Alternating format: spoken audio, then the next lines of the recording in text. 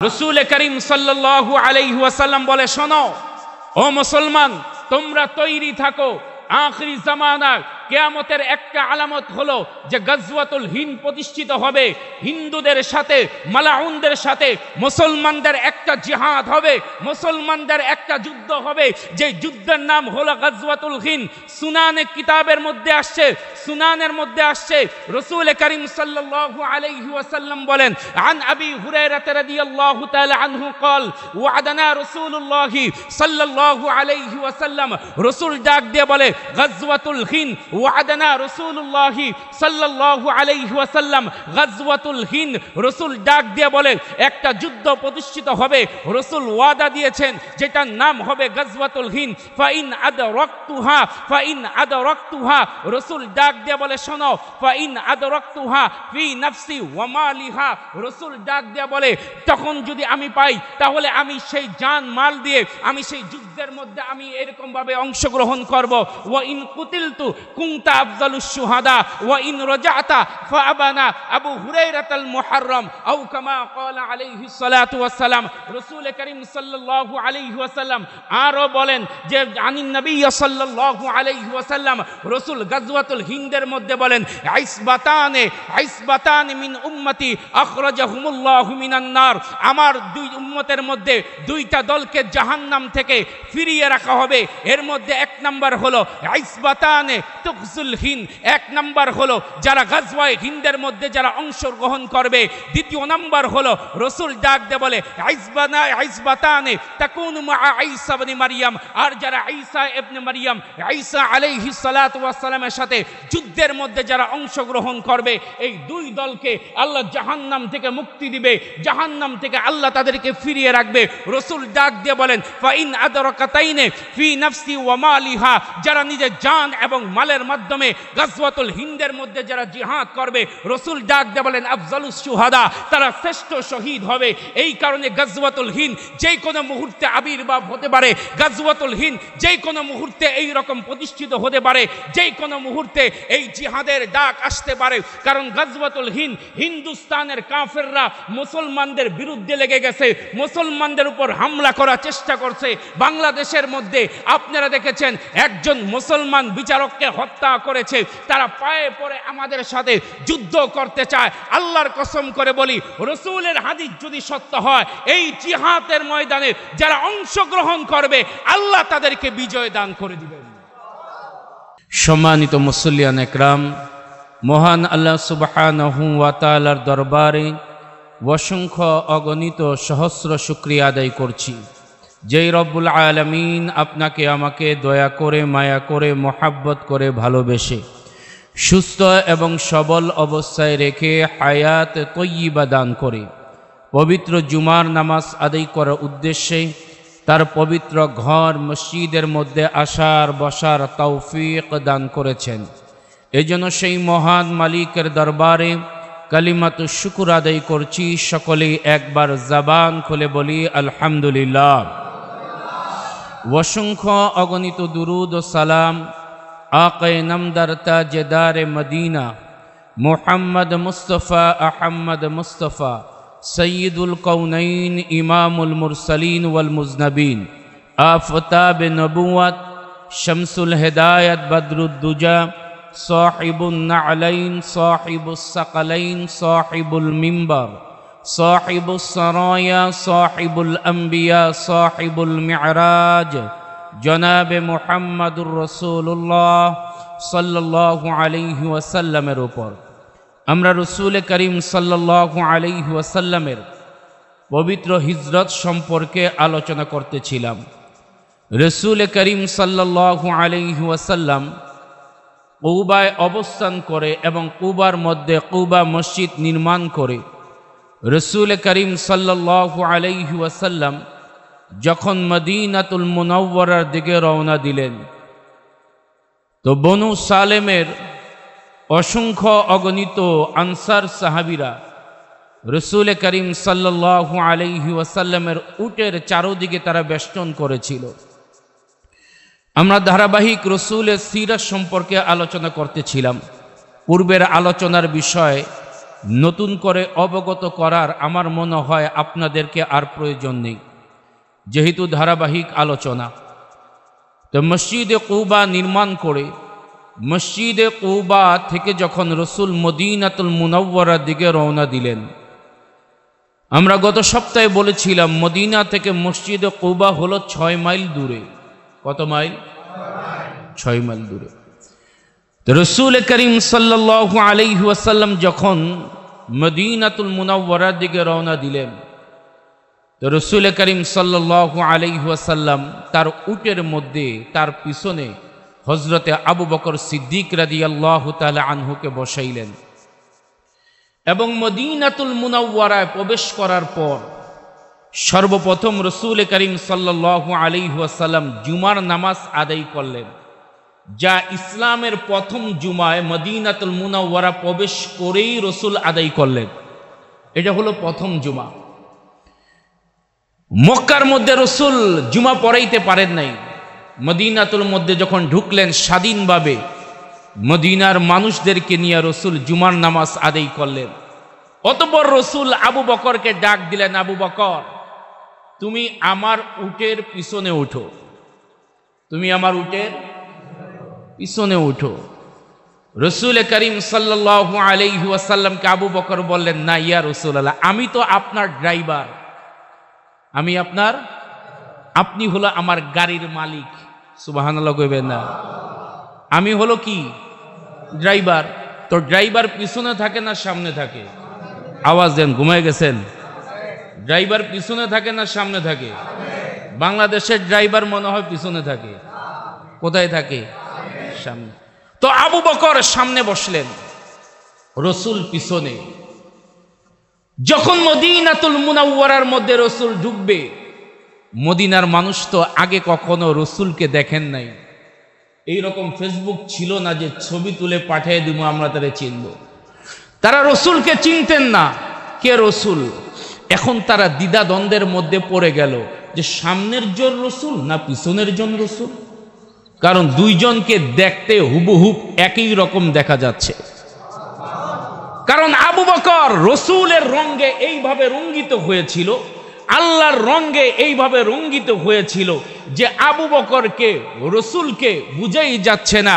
আশেকারা রোজে মাহশর বা কিয়ামত কারে নিদ, আশেকারা জুজ তামাশা ইয়ে জামালে ইয়ারে নিদ। রসুল এইরকম যে আবু বকরকে আর রসুলকে মদিনার মানুষের মধ্যে মোসাব্বা লেগে গেছে।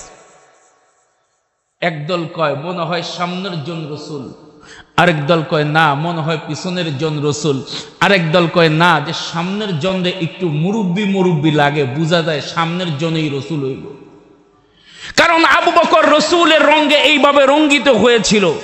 রসুল কিভাবে হাসতেন আবু বকর ওইভাবেই হাসতেন, রসুল কিভাবে কথা বলবেন আবু বকর ওইভাবেই কথা বলতেন, রসুল কিভাবে হাঁটবেন আবু বকর ওইভাবেই হাঁটতেন, রসুল কিভাবে বসবেন আবু বকর ওইভাবেই বসতেন, রসুল কিভাবে ঘুমাইতেন আবু বকর ওইভাবেই ঘুমাইতেন, রসুল কিভাবে খাইতেন আবু বকর ওইভাবেই খাইতেন, রসুল কিভাবে পান করতেন আবু বকর ওইভাবেই পান করতেন, রসুল কিভাবে মানুষের সাথে আচরণ করতেন আবু বকর ওইভাবেই আচরণ করতেন, রসুল কিভাবে টুপি পরতেন আবু বকর ওইভাবেই টুপি পরতেন, রসুল কি রকম জামা পরতেন আবু বকর ওই রকম জামা পরতেন, রসুল কিভাবে জিহাদের ময়দানে যাইতেন আবু বকর ওইভাবে যাইতেন, রসুল করিম সাল্লাল্লাহু আলাইহি ওয়াসাল্লাম রাষ্ট্র পরিচালনা কিভাবে করছেন আবু বকর ওইভাবেই করতেন, রসুল কিভাবে শরীয়তের হুকুমগুলি জমিনের মধ্যে বাস্তবায়িত করছেন আবু বকর ওইভাবেই করতেন। কারণ আবু বকর রসুলকে এইরকম ফটোকপি করেছিলেন, এত বেশি মোহাব্বত করেছিলেন যে রসুল করিম সাল্লাল্লাহু আলাইহি ওয়াসাল্লাম দুনিয়া থেকে বিদায় নেওয়ার পর আবু বকর সিদ্দিক রাদিয়াল্লাহু তাআলা আনহুর ওয়াফাতের আগে আবু বকর মা আয়েশাকে বলছিলেন, আয়েশা ও আয়েশা, আমি যদি ইন্তেকাল করি তাহলে রসুলের কদমের সামনে আমাকে তুমি দাফন দিবা। আয়েশা সিদ্দিকা রাদিয়াল্লাহু তাআলা আনহা বলেন, ও আব্বাজান কিভাবে করব? বলে, শোনো, আমার লাশটাকে রসুলের রওজার সামনে রাখবা, রওজা থেকে যদি আওয়াজ আসে তাহলে রসুলের রসুলের কদমের সামনে আমাকে কবর দিবা, আর নয়তো সাধারণ কবরস্থানের মতো আমাকে তোমরা দাফন দিয়া দিবা। আবু বকর এত মোহাব্বত রসুলের রঙে, আল্লাহর রঙে এইভাবে রঙ্গিত হয়েছিল। আবু বকরের লাশ যখন রসুলের রওজার সামনে রাখছে, তো রওজা থেকে আওয়াজ আসতেছে, উদখুলুল হাবিবা ইলাল হাবিব, উদখুলুল হাবিবা ইলাল হাবিব। বন্ধুকে বন্ধুর কাছে পাঠাইয়া দাও, বন্ধুকে বন্ধুর কাছে পাঠাইয়া দাও। কিয়ামত পর্যন্ত আবু বকর রসুলের কদমের সামনে থাকবে। আল্লাহ রব্বুল আলামিন কিয়ামতের ময়দানে কাহার রূপ ধারণ করার পর সর্বপ্রথম যারে দেখে কুদরতি হাসি হাসবে তিনি হলো আবু বকর। আল্লাহু আকবার। কে আবু বকর, কে রসুল, মানুষ বুঝতেই পারতেছে না। কে আবু বকর, কে রসুল বুঝতেই পারতেছে না। হঠাৎ আবু বকর ডাক দিয়ে বলে, আমারে তোমরা মনে করতেছো মুরব্বী দেখে, আমি না। এই যে বসে আছেন উনি হলো, আমি হলো তার ড্রাইভার, তার খাদেম। সুবহানাল্লাহ। আমি হলো তার খাদেম, আমি হলো তার ড্রাইভার, আমি রসুল না। তো সবাই বনু নাজ্জারের, বনু সালামের সমস্ত মানুষগুলি রসুলের উটের মধ্যে ধইরা বলতেছে, ইয়া রাসূলুল্লাহ, আমার বাড়িতে আপনি মেহমান হন। সবাই বলতেছে, রসুল কয়, না না, উটকে তোমরা ছেড়ে দাও। উট যেখানে বসবে, উট আল্লাহর পক্ষ থেকে আদিষ্কৃত, যেইখানে বসবে ওই ঘরের মেহমান আমি হব। কে না চায় রসুল যদি থাকতো, কে না চাইতাম আমরা রসুলকে মেহমানদারি করাবো না? কে না চাইতো? কলিজা কাইটা খাওয়াই দিতাম। কি কন? কলিজা কাইটা খাওয়াই দিতাম। রসুল ছাইরা দিছেন, উট চলতেছেন। সবাই খালি এক টেনশন, আল্লাহ জানে কার কপালটা যেন খোলে, কোন গোত্রের কপাল যেন খোলে। ওই দিক দিয়ে মদিনার সমস্ত মানুষগুলো, মহিলাগুলো ছাদে উঠে গেছে, রসুলকে দেখবো। জিন্দেগিতে রসুল দেখি নাই, পয়গম্বর দেখি নাই। আমগো তকদির ভালো যে মদিনার মধ্যে রসুল চলে আসছে। ছোট ছোট বাচ্চাগুলি গান গাইতেছে। সুবহানাল্লাহ। কি গাইতেছেন? রসুলের আগমনে। কি গান? তলাআল বাদরু আলাইনা মিন সানিয়াতিল ওয়াদা ওয়াজাবাত শুকরু আলাইনা মাদাআ লিল্লাহি দা। বলেন, তলাআল বাদরু আলাইনা মিন সানিয়াতিল ওয়াদা ওয়াজাবাত শুকরু আলাইনা মাদাআ লিল্লাহি দা আইয়ুহাল মাবউস ফিনা জিতা বিল আমরিল মুতা। আল্লাহু আকবার। আইয়ুহাল মাবউস ফিনা জিতা বিল আমরিল মুতা জিতা শাররাফতাল মদিনা মারহাবান ইয়া খায়রাল ওয়াদা। এইভাবে তারা গাইতেছিল, ছোট ছোট বাচ্চাগুলো। যে পূর্ণিমার চাঁদ উঠা গেছে, এবার তোমরা শুকরিয়া আদায় করো। সুবহানাল্লাহ। আল্লাহর নবী, বিশ্ব নবী জনাবে মুহাম্মাদুর রাসূলুল্লাহ সাল্লাল্লাহু আলাইহি ওয়াসাল্লাম যখন তার উটের উপর চড়ে যখন মদিনার মধ্যে ঢুকে, মদিনার ছোট বাচ্চাগুলো এই রকম গান গাইতে থাকে। তলাআল বাদরু আলাইনা মিন সানিয়াতিল ওয়াদা ওয়াজাবাত শুকরু আলাইনা মাদাআ লিল্লাহি দা আইয়ুহাল মাবউস ফিনা জিতা বিল আমরিল মুতা জিতা শাররাফতাল মদিনা মারহাবান ইয়া খায়রাল ওয়াদা। এইভাবে যখন তারা গান গাইতেছিল এবং তাদের মনের আশঙ্কা ছিল যে আল্লাহর নবী আমার ঘরের মেহমান হয়ে যাবে, জানি না কার কপালটা যেন খুলে যায়। এই রকম ভাবে যখন বনি নাজ্জারের গোত্র দিয়া যায়, বনু নাজ্জারের ছোট ছোট বাচ্চাগুলি কবিতা গায়, নাহনু জাওয়ারুল বানি নাজ্জার ইয়া হাব্বাদা মুহাম্মদ বানি জাওয়ারুন নাজ্জার। এইভাবে তারা গজল গাইতে থাকে, এইভাবে তারা গান গাইতে থাকে। কাল কপাল যেন খুলে যায়। রাসূল করিম সাল্লাল্লাহু আলাইহি ওয়াসাল্লাম সামনে অগ্রসর হতেছিল, আর মদিনার সব মানুষগুলো বলতেছিল, যা নবিয়ুল্লাহ, যা রাসূলুল্লাহ, আল্লাহর নবী আল্লাহর রসুল মদিনার মধ্যে আগমন করেছে, আমাদের কপাল খুলেছে, এই রকম ভাবে তারা গান গাইতেছিল। আল্লাহর নবী বিশ্ব নবী জনাবে মুহাম্মাদুর রাসূলুল্লাহ সাল্লাল্লাহু আলাইহি ওয়াসাল্লাম সর্বপ্রথম তার উট এখন যেই মসজিদে নববী, এই মসজিদে নববীর সামনে তার উট বসে পড়ল। অতঃপর আবার ওই উটটা ওঠে আইয়ুব আনসারী রাদিয়াল্লাহু তাআলা আনহু নামক একজন সাহাবী, ওই আইয়ুব আনসারীর বাড়ির সামনে গিয়ে উটটা জমিনের মধ্যে তার মাথাটা নওয়াইয়া দিল। এবার রাসূল ডাক দিয়ে বলে, এই ঘরের মধ্যেই আমি অবস্থান করব। এবার সমস্ত মদিনার মানুষগুলো আইয়ুব আনসারীর বুকের মধ্যে লাগায়, তার কপালের মধ্যে চুমু দেয় আর ডাক দিয়ে বলে, আইয়ুব আনসারী তোর কপালটা কত ভালো, রাসূল তোর ঘরের মধ্যে মেহমান।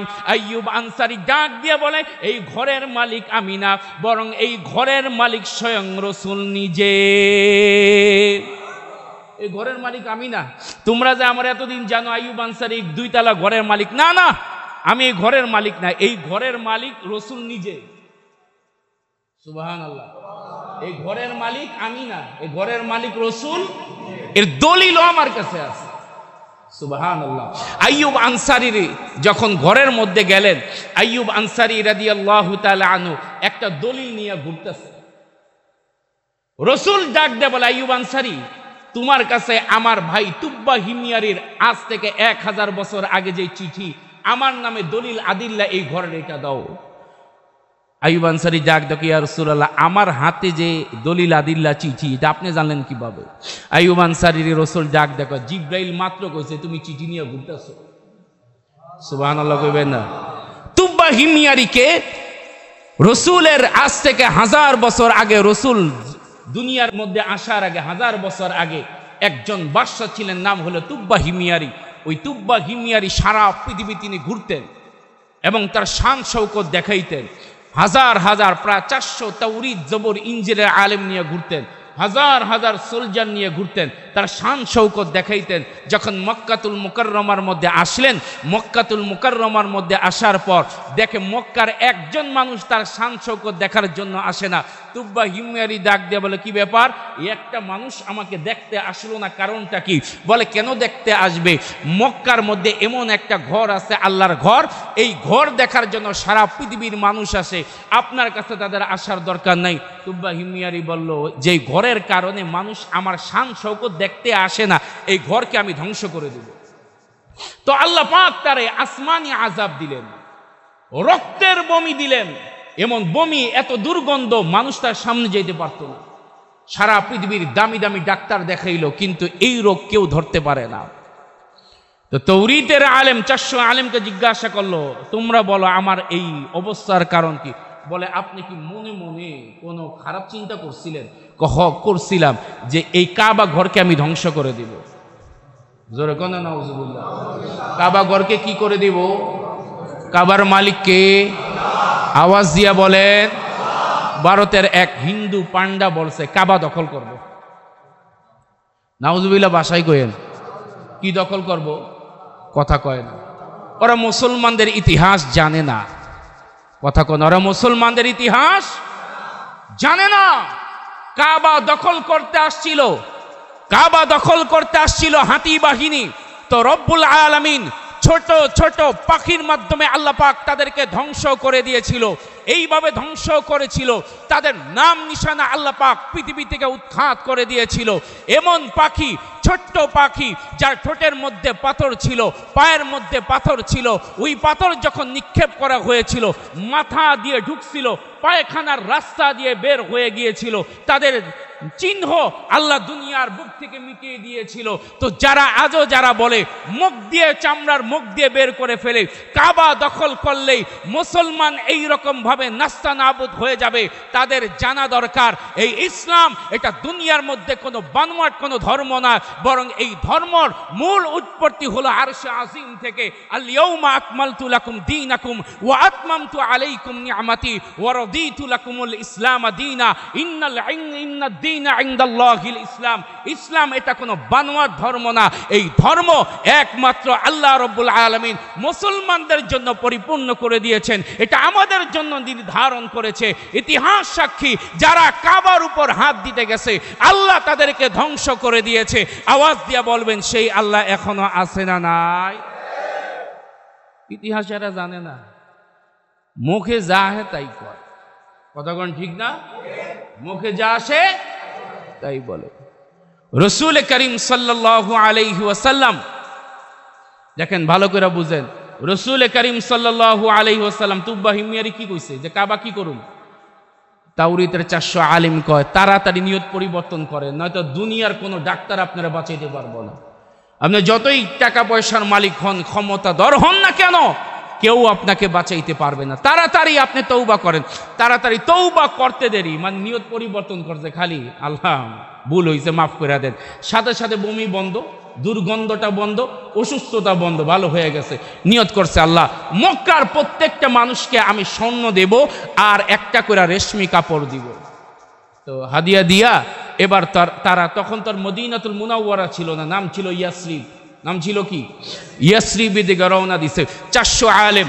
মদিনাতুল মুনাওয়ারা এখন যেটার নাম মদিনাতুল মুনাওয়ারা, এক সময় এটার নাম ছিল ইয়াসরিব। ইয়াসরিবে যাওয়ার পর মাটি হাতে নিয়ে তারা নাকের সুঙ্গা ডাক দিয়া বলে, এই বাদশাহ তুব্বা হিময়ারি, আমরা 400 জন আলেম এখানেই থাকবো, মরবো এখানে। বলে কারণটা কি? বলে এই মাটিতে, এই ভূমিতে আখরি জামানার নবীর আগমন হবে। বলে তোমরা বুঝবা কিভাবে? বলে তাওরীতের সাথে, এই মাটির সাথে, এই গ্রামের সাথে মিলাইছে। আল্লাযীনা ইয়ারিফুনা কামা ইয়ারিফুনা আবনাআহুম, তারা এইভাবে রাসূলকে চিনতো যেইভাবে তারা তাদের বাপ দাদাকে চিনতো।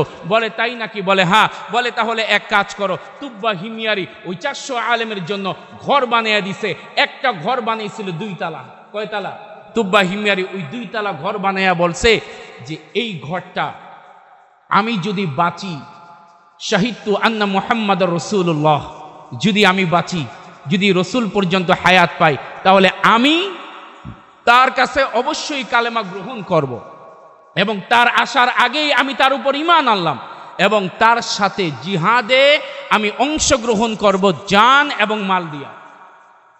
এই চিঠিটা আমি যদি মইরাও যাই, এই চিঠিটা যদি তোমাদের বংশ পরম্পরাও যদি তাকে কেউ পায়, তাহলে একটু বইলা দিও যে তুব্বা হিময়ারি আপনার ভাইয়ের পক্ষ থেকে এই বাড়িটা আপনাকে হাদিয়া এবং কিয়ামতের ময়দানে আপনি তার জন্য সুপারিশ করবেন, একটু দরখাস্ত তোমরা নিয়ে নিবা। তো তুব্বা হিময়ারি যখন চলে গেছেন এবং মারা গেছে, তার ঘটনার 1000 বছর পর রসুল মদিনা, কয় হাজার বছর? 1000 বছর পর রসুল মদিনার মধ্যে আসে এবং আইয়ুব আনসারী বলে, ইয়া রাসূলুল্লাহ, এই ঘরের মালিক পাবলিক জানে আমি, কিন্তু আসলে এই ঘরের মালিক আপনি। এই যে তার দলিল। তো আইয়ুব আনসারী রাদিয়াল্লাহু তাআলা আনহু ঘরের মালিককে ঘর দিয়া, রসুল ডাক দিয়ে বলে, আইয়ুব আনসারী বলতেছে, ইয়া রাসূলুল্লাহ, আপনি দোতলা থাকবেন, কারণ আমরা উপরে থাকুম, আপনি নিচে থাকবেন, এটা হয় না। রসুল বলে, না, অনেক মানুষ আমার সাথে সাক্ষাতে আসবে, উপর দিকে নিচে নামতে কষ্ট হবে, এই কারণে তোমরা উপরে থাকো, আমি নিচে থাকি, কারণ অনেক মানুষ আসবে।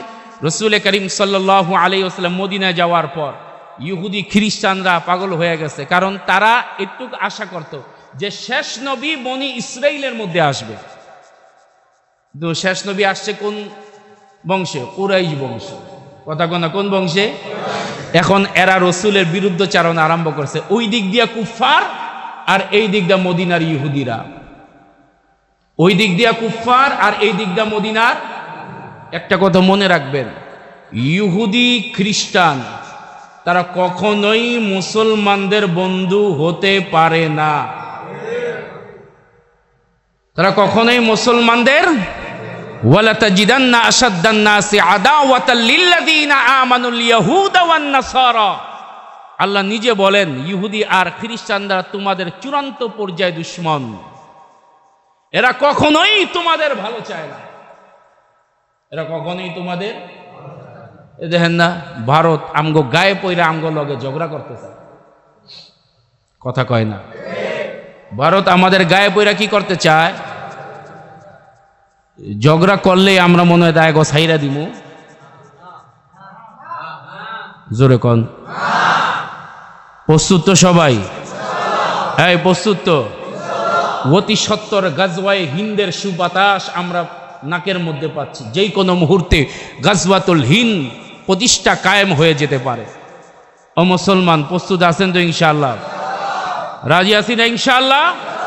রাসূল করিম সাল্লাল্লাহু আলাইহি ওয়াসাল্লাম বলে, শোনো ও মুসলমান, তোমরা তৈরি থাকো। আখিরি জামানার কিয়ামতের একটা আলামত হলো যে গাজওয়াতুল হিন্দ প্রতিষ্ঠিত হবে। হিন্দুদের সাথে মালাউনদের সাথে মুসলমানদের একটা জিহাদ হবে, মুসলমানদের একটা যুদ্ধ হবে। যে যুদ্ধের নাম হলো গাজওয়াতুল হিন্দ। সুনানে কিতাবের মধ্যে আসছে, সুনানের মধ্যে আসছে। রাসূল করিম সাল্লাল্লাহু আলাইহি ওয়াসাল্লাম বলেন, আন আবি হুরায়রা রাদিয়াল্লাহু তাআলা আনহু قال ওয়াদানা রাসূলুল্লাহ সাল্লাল্লাহু আলাইহি ওয়াসাল্লাম। রাসূল ডাক দিয়ে বলে, গাজওয়াতুল হিন্দ ওয়াদানা রাসূলুল্লাহ সাল্লাল্লাহু আলাইহি ওয়াসাল্লাম।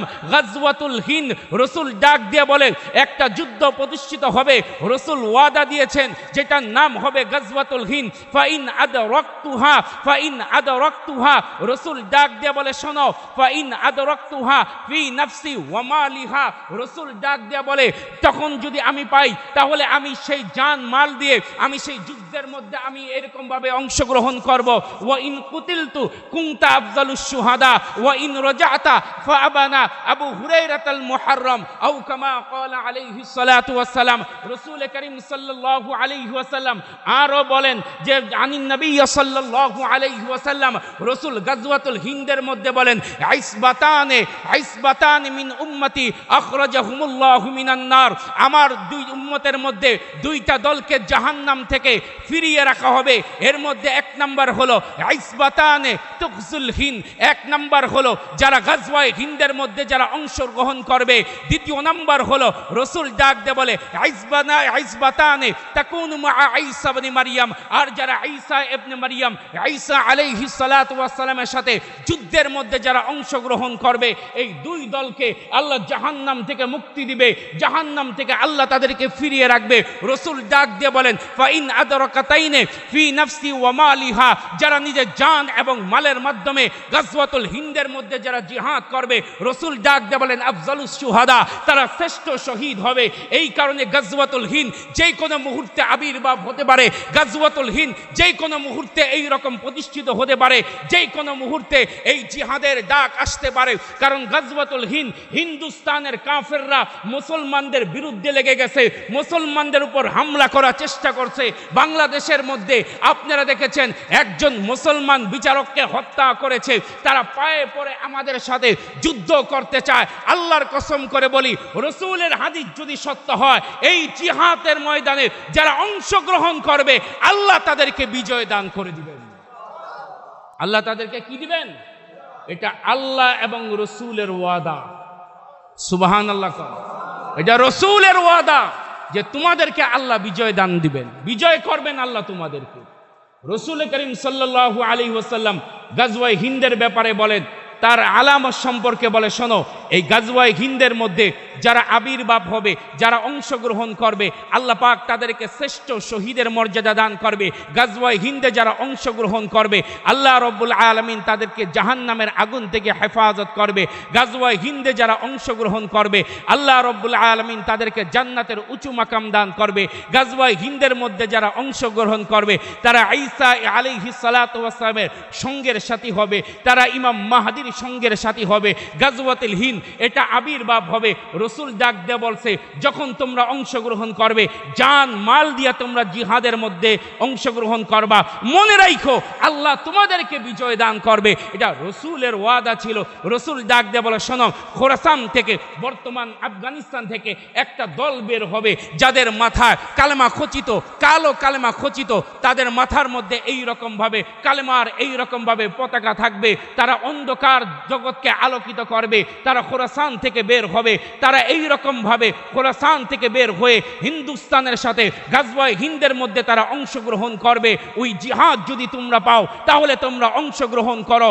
মনে রাখো, মনে রাখো মুসলমান, একটা কথা স্পষ্ট মনে রাখো, তোমাদেরকে জিহাদ থেকে তারা দূরে রাখতে চায়। জিহাদ হলো ইবাদত, জিহাদ কখনো সন্ত্রাস হতে পারে না, সন্ত্রাস আর জিহাদ কখনো এক না, জিহাদ হলো ইবাদত। আল্লাহ ডাক দিয়ে বলেন, ইয়া আইয়ুহাল্লাযীনা আমানু হাল আদুল্লুকুম আলা তিজারা তুনজিকুম মিন আযাবিন আলিম তুমিনুনা বিল্লাহি ওয়া রাসূলিহি ওয়া তুজাহিদুনা ফি সাবিলিল্লাহ বিআমওয়ালিকুম ওয়া আনফুসিকুম যালিকুম খায়রুল লাকুম ইন কুনতুম তা'লামুন। যখন তোমরা জিহাদের মতো ইবাদত ছেড়ে দিবা, ইহুদি খ্রিস্টানরা তোমাদের উপর হামলা করবে, তোমাদের উপর জুলুম করবে, তোমাদেরকে নাস্তা নাবুদ করে দিতে চেষ্টা করবে, কিন্তু মনে রাখো যখন জিহাদের তামান্না তোমাদের ভিতরে আনবে, দুনিয়ার সমস্ত কাফের মুশরিক তোমাদের গোলাম হতে বাধ্য হয়ে যাবে।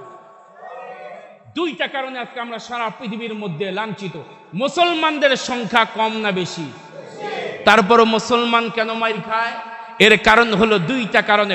হুব্বুদ দুনিয়া ওয়া কারাহিয়াতুল মাউত, যখন দুনিয়ার মোহাব্বত তোমার ভিতরে আসবে, ওয়া কারাহিয়াতুল মাউত, মৃত্যুকে অপছন্দ করবা।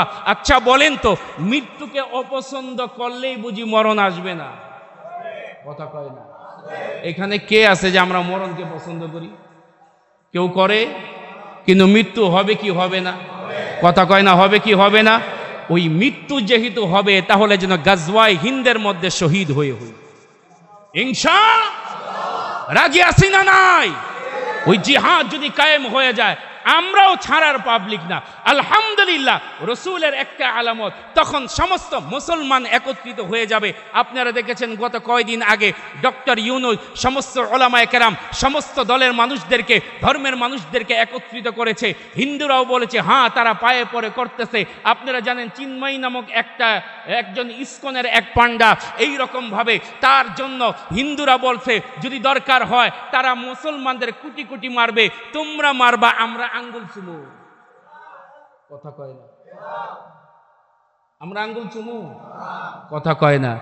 আমগো তরবারি যখন চলছে, দুনিয়ার কেউ আমাদেরকে রুখতে পারে নাই। তোমাদের বাবাদের থেকে ইতিহাস যাই না লইও, তোমাদের বাপ দাদার থেকে মুসলমানদের ইতিহাস যাই না নিও। মুসলমান আগে আঘাত করে না, আঘাত করা আরম্ভ করলে শেষ পর্যন্ত না হওয়া পর্যন্ত ছাড়ে না। মনে রাখেন, ভারত আমাদের চূড়ান্ত পর্যায়ে দুশ্মন। যখন আমরা সব বন্ধ করে দিছি, যে আমরা আর ওই দেশে যাবো না, হোটেলের ব্যবসা বন্ধ, হোটেলের ব্যবসা বন্ধ, ব্যবসা যা করে সব বন্ধ। আর আমগো বাংলাদেশেও কিছু আছে, কিছু হইলেই ভারতে দৌড়া। নির্লজ্জ কোথাকার, কিছু হইলেই খালি ভারতে দৌড়া। কেন? তুমি তোমার দেশকে স্বাবলম্বী করো, তুমি তোমার দেশকে স্বাবলম্বী করো। কেন আমাদের পিএস আনতে হবে? কয় এরা পিএস না দিলে না খায়া মরবো। কে কইছে? যখন তাদের উপর নির্ভরশীল হবেন না, তখন আপনার দেশে আপনি উৎপাদন করতে থাকবেন। দেখবেন মাথা এমনি খারাপ। দেশ তো আল্লাহ বাঁচাইছে, দেশ তো বেচেই হালাইছিল, দেশ বেচেই হালাইছিল। ভারতের একটা অঙ্গরাজ্য করার চেষ্টা ছিল, বেচাই ফেলতেছিল, আল্লাহ রক্ষা করেছে। এই ওলি আল্লাহর ভূমিকা আল্লাহ রক্ষা করেছে। ভারতের মাথায় আঘাত। কারণ কি? তাদের যে গাড়িগুলি আসতো, ফিরি আসতো, আমাদের গাড়িগুলি টাকা দিতে হইতো। এই দিকে তারা মাথার মধ্যে হাত, এই দিকে লস, পিএস নাই, এই দিকে পিএস আমদানি করতে পারে না, মরিচ আমদানি করতে পারে না, ডাক্তাররা মাথায় হাত দিয়ে বসে আছে। এই রকম ভাবে আরো যে কত রকমের তাদের অজুহাত, তাদের অবস্থা খারাপ। হোটেলগুলোর ব্যবসা বন্ধ, পর্যটকগুলি ব্যবসা বন্ধ। এই রকম ভাবে বাংলাদেশের মানুষ মার্কেট করতো, মার্কেটিং বন্ধ, সব বন্ধ হয়ে গেছে। দাদা বাবুরা এখন মাথার মধ্যে হাত দেয় আর আমাদের গালিগালাজ করে আর কয় একেবারে বাংলাদেশ ধুইকা এইরকম ভাবে চট্টগ্রাম দখল করুম, ওইটা দখল করুম। বেটা, মুখে বলা শহর, ঢুকতে হইলে তো তোমরা ব্রাহ্মণবাড়িয়া যে ঢুকবা। কথা কয় না, ব্রাহ্মণবাড়িয়া যে ঢুকবা, তো ব্রাহ্মণবাড়িয়ার পাবলিকের ইতিহাস যাই না, তারপর ওই দিকটা ঢুকো।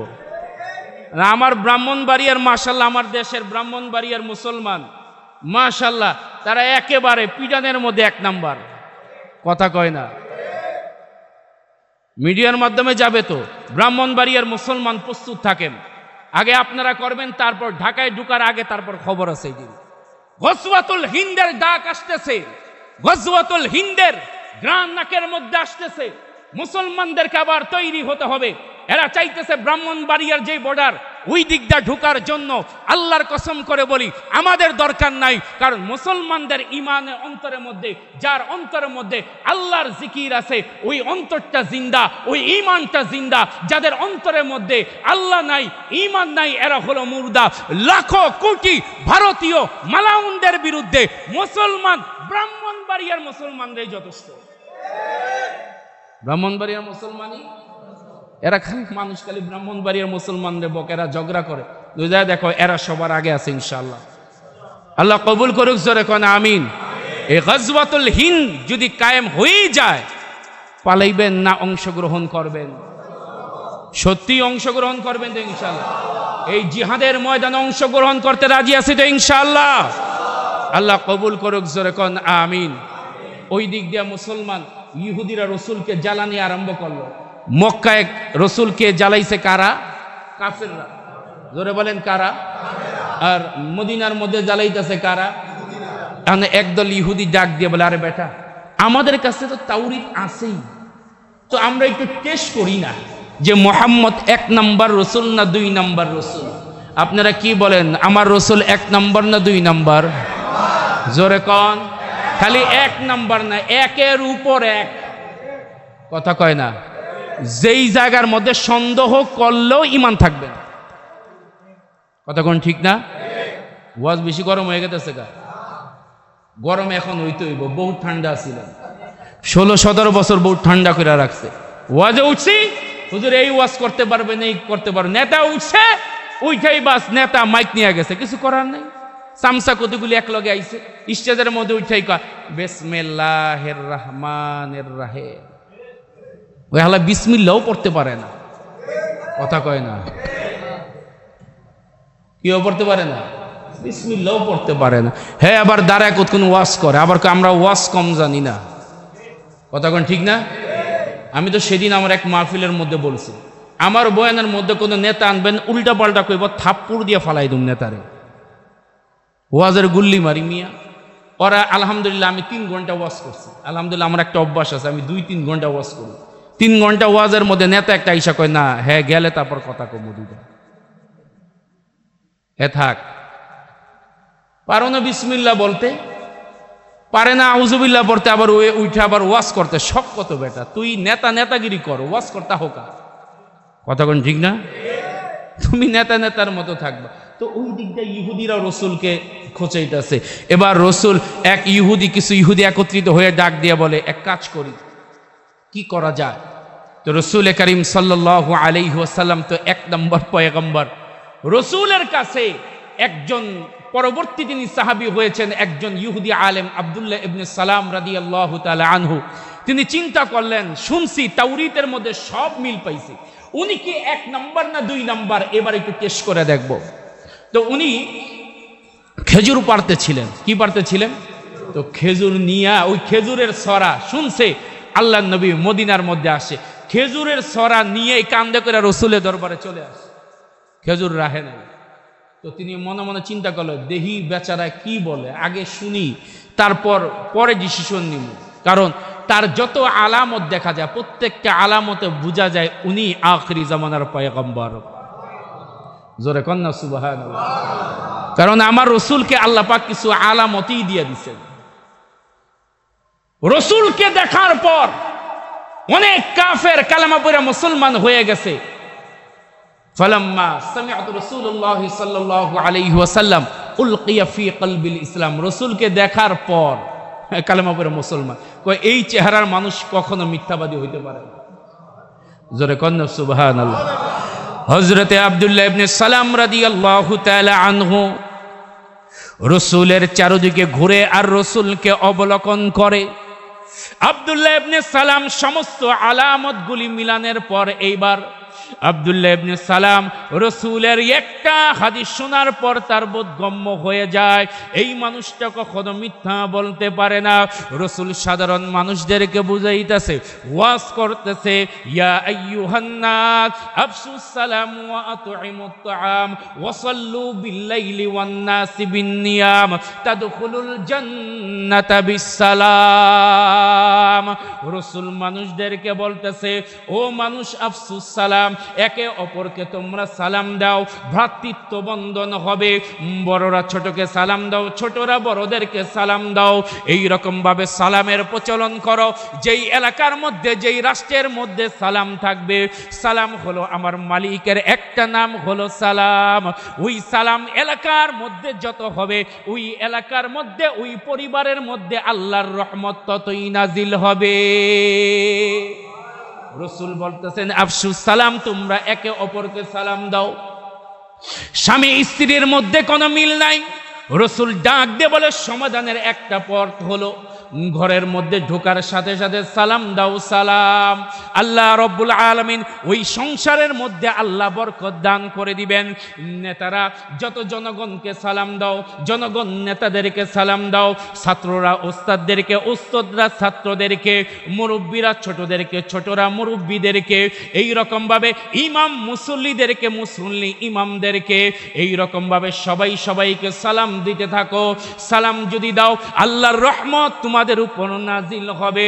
এবার আব্দুল্লাহ ইবনে সালাম বলে, এক নাম্বার কথা, মুহাম্মাদুর রাসূলুল্লাহ সাল্লাল্লাহু আলাইহি ওয়াসাল্লামের আমার এত ভালো লাগছে, তোমরা সালাম দাও। আফসুস সালাম ওয়া আতঈমুত তাআম, আর অসহায় গরিবদেরকে তোমরা খাবার দাও।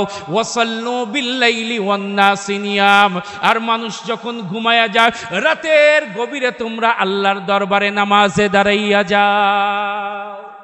যদি এই তিনটা কাজ করতে পারো, তাদখুলুল জান্নাতা বিসালাম, একেবারে নির্বিঘ্নে পেরেশানহীন তোমরা আল্লাহর জান্নাতের মধ্যে প্রবেশ করবে। জোরে কন্না সুবহানাল্লাহ। রাসূল করিম সাল্লাল্লাহু আলাইহি ওয়াসাল্লামের এই কথা আব্দুল্লাহ ইবনে সালামের এত বেশি পছন্দ হলো।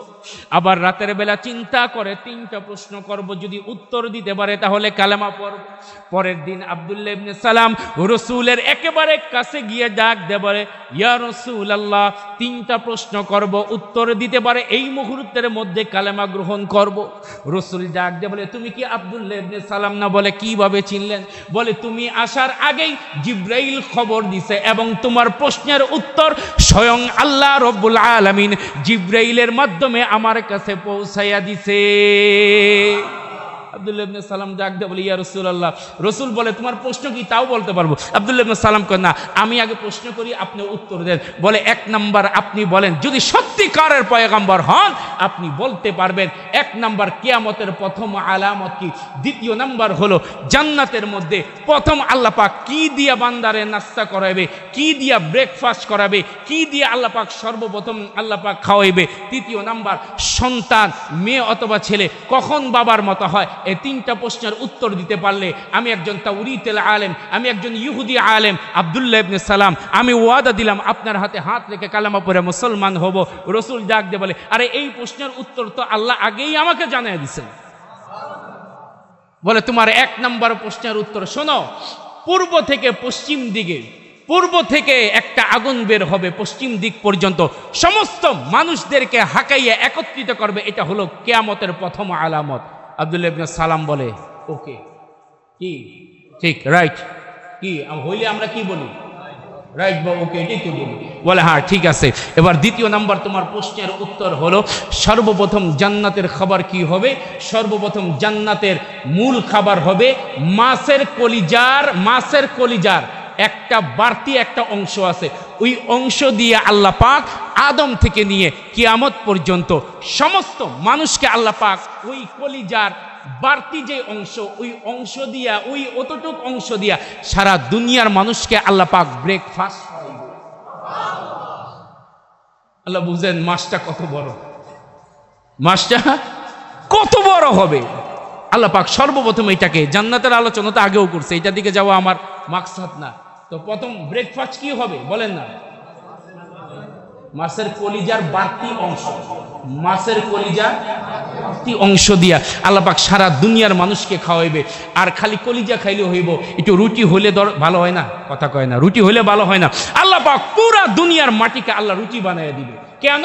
আল্লাহ পাকের কি কাছে আটার অভাব পড়ছে? না না না, যত আটা খান যা খান সবই মাটির অংশ, সবই কি মাটির অংশ। তো আল্লাহ পাক দুনিয়ার মধ্যে মাটির মধ্যে যত মজা আছে সব মজাকে একত্রিত কইরা রুটি বানায় খাওয়াই দিবে। এর মানে হলো এইখান থেকে দুনিয়ার মজা শেষ, এরপর তোমার জান্নাতের মজা আরম্ভ হবে। পুরা দুনিয়ার জমিনটাকে আল্লাহ মাটি বানায় দিব, কায়ালাও শেষ যা। দেখেন না মাটির নিচে মজা থাকে, আমের এক মজা, আপেলের এক মজা, মালটার এক মজা, বেদানার এক মজা, না সব মজা এক? কথা কয় না সব মজা এক? ইলিশ মাছের এক মজা, কথা কয় না। রুই মাছের এক মজা, পোয়া মাছের এক মজা, পুঁটি মাছের এক মজা, গুড়া মাছের এক মজা, কথা কয় ঠিক না? সব কিন্তু এক জায়গায় থেকেই আসে, নদী থেকে আসে। আর এত গাছ এত কিছু সব। আচ্ছা আপনি বলেন পোলাওর চাইল, পোলার চাইল আছে না, এই পোলার চাইল কই হয়? আঙ্গ মসজিদের ছাদে, কথা কয় না, কই? খেতে বা মাটিতে? খেতে মাটিতে। আচ্ছা পোলার চাইলের মজা আর পাইজম চাইলের মজা কি এক? রাগ করতেছেন আপনারা? মনে আমার উপর রাগ করছেন না? কথা কন নাকি, কথা কন। জুমার দিন আইলে মনে হয় যে আপনাকে অনেকের চেহারা দেখলে মনে হয় যে বাবির লগে ঝগড়া করে আইছেন। জুমার দিন একটু হাসি মাসি দিয়েন, একটু লাড়াচাড়া দিয়েন। আচ্ছা পোলার চাইলের গ্রান আর পাইজম চাইলের গ্রান কি এক? এক মাটি থেকেই তো হয়েছে, কথা কয় না? এক মাটি থেকে হয়েছে না? হ্যাঁ এক মাটি থেকেই হয়েছে, কিন্তু দুইটার পোলাও রানলে একেবারে মাথা খারাপ গ্রানে, আর ভাত রানলে কোনো গ্রান নেই, কথা কন ঠিক না? আচ্ছা এক মাটির মধ্যে কত পদের আম আল্লাহ দিছে, কথা কয় না? ল্যাংরা আম, তারপর হিমসাগর, তারপর রূপালী, হাড়ি ভাঙ্গা, আরো কত ভাঙ্গা কত কিছু আছে, ল্যাংরা রে, এই রে সেই রে, কত কিছু আছে, কানা লুলা, সব কিছুর মজা এক, কথা কয় না? এই যে কি জানি বলে রূপালী, আমার সবচেয়ে প্রিয় আম হলো রূপালী। এই রূপালী আমের মজা আর ল্যাংরার মজা কি এক? রূপালী আমের মজা, আরেকটা যে বড় এটারে কি হয়, ফজলি আমের, এটার মজা কি এক? আচ্ছা আপেল আর মালটার মজা কি এক? বরং এটিকে আসমান থেকে হইছে না জমিন থেকে হইছে? পুরা জমিনের মজাকে আল্লাহ পাক একত্রিত কইরা খাওয়াই দিব। যা দুনিয়ার মজা শেষ, এবার জান্নাতের মজা আরম্ভ করবি। রব্বুল আলামিন ডাক দে বলে কলিজার, মাছের কলিজার অধিক জায়গা ও মা বেশি যে জিনিস এটা দিয়ে আল্লাহ খাওয়াইবে। আব্দুল্লাহ ইবনে সালাম কয় রাইট। দ্বিতীয় নাম্বার হলো কখন সন্তান মার মতো হয়, কখন বাবার মতো হয়। রাসূল করিম সাল্লাল্লাহু আলাইহি ওয়াসাল্লাম বলেন স্বামী স্ত্রী যখন মিলন করে, মিলন করার পর সর্বপ্রথম যার বীর্য ফলন হয় তখন যারটা ফলন হয় তার মতো সন্তান হয়। যদি বাবার বীর্য আগে বের হয় তাহলে বাবার মতো সন্তান হয়, মারটা আগে বের হলে মার মতো সন্তান হয়। এই কারণে অনেক সময় সন্তান মার মতো হয়, অনেক সময় বাবার মতো হয়। এই কারণেই হয়, এই কারণে হয়। আব্দুল্লাহ ইবনে সালাম ডাক দে বলে আর কোনো আমার সন্দেহ নাই, কালেমা পড়লাম আশহাদু আল্লাহ ইলাহা ইল্লাল্লাহু ওয়া আশহাদু আন্না মুহাম্মাদান আবদুহু ওয়া রাসূলুহু। এবার আব্দুল্লাহ ইবনে সালাম ডাক দে বলে ইয়া রাসূলুল্লাহ, ইহুদিদের মতো গিরিঙ্গিবাজ,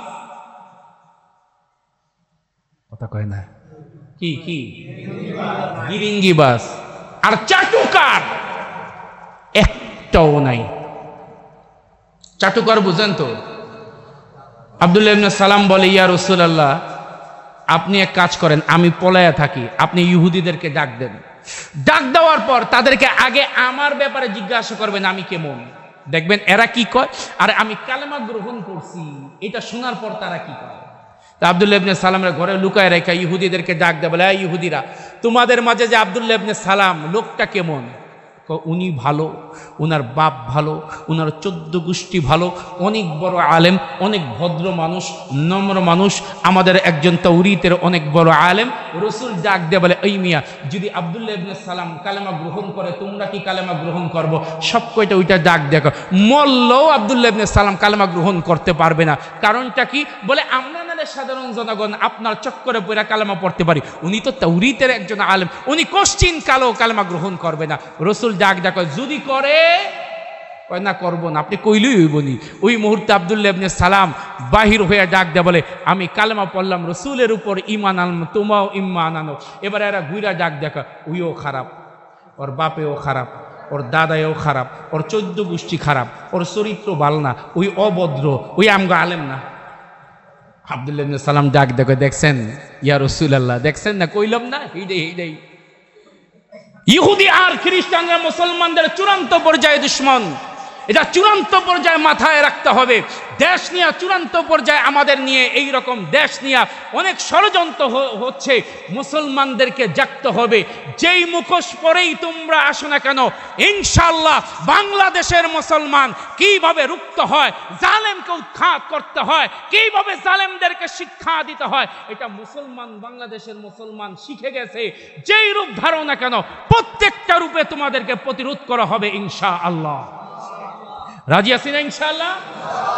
আর গজওয়ায়ে হিন্দের যদি আবির্ভাব হয়ে যায়, তকদির ভালো হয়, আমরা সবাই এর মধ্যে অংশগ্রহণ করবো তো ইনশাআল্লাহ, জান এবং মাল দিয়ে।